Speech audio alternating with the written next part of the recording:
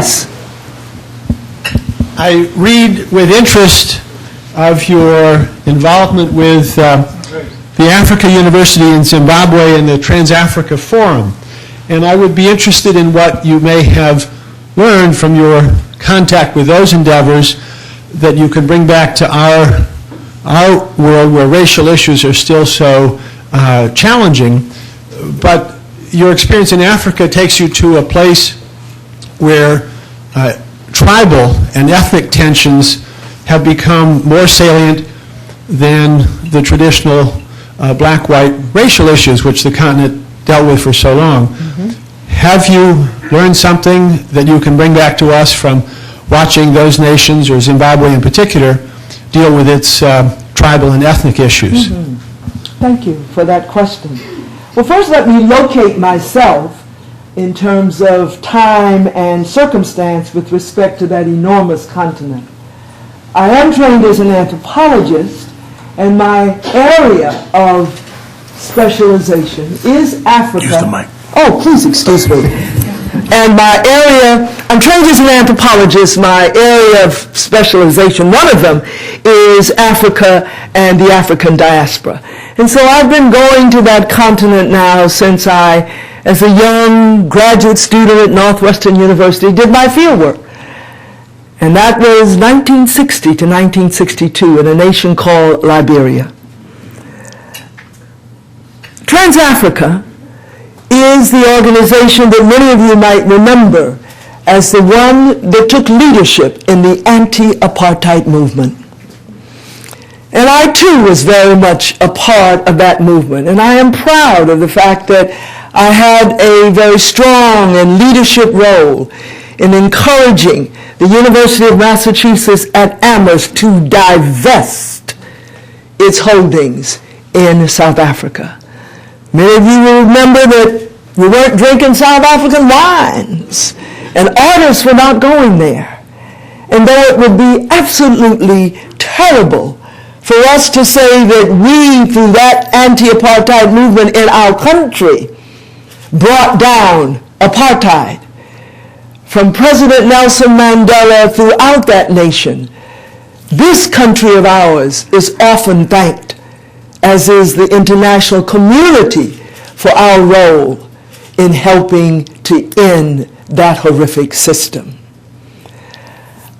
My most recent trip to South Africa was to Cape Town, where we are planning for a Diversity and Inclusion Institute program in '09.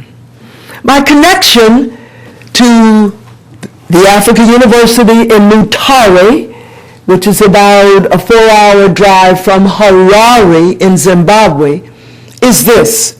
Bennett College for Women is a United Methodist Church related school, and Africa University is a United Methodist project, a very moving and stunning and wonderful project, the goal of which is to provide a university education for students from all over the continent, although at this moment only about 70% of the students are from let me rephrase that. At this point, 70% of the students are from Zimbabwe, only 30% from the rest of the continent. And I serve on that board. Clearly, in the 3 countries that I have named, Liberia, where I did my original fieldwork, South Africa, where the struggle for true equality continues despite the end of apartheid, and Zimbabwe, where there's some of the most disturbing and truly, truly, truly unhuman actions going on.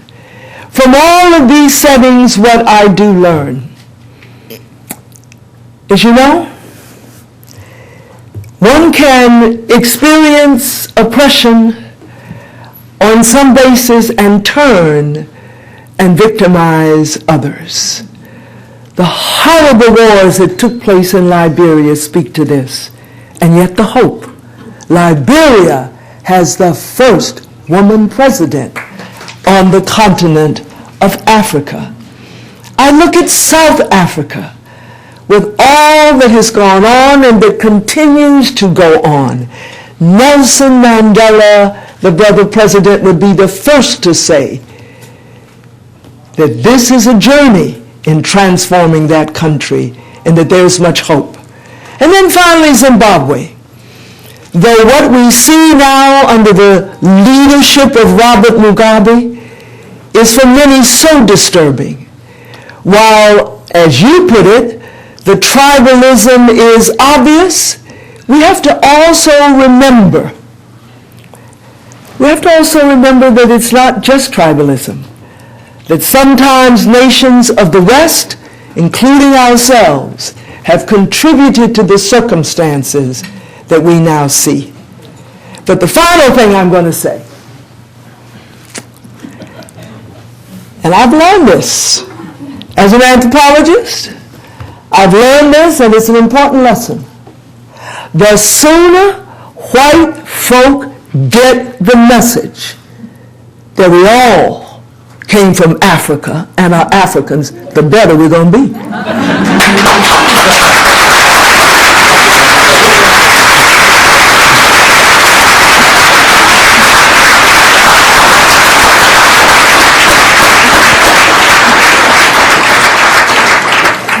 Today at the City Club of Cleveland Forum, we have been listening to Dr. Johnnetta Cole, Chair of the Board of the Johnnetta B. Cole Global Diversity and Inclusion Institute. Thank you, Dr. Cole. Thank you, ladies and gentlemen. This forum is now adjourned.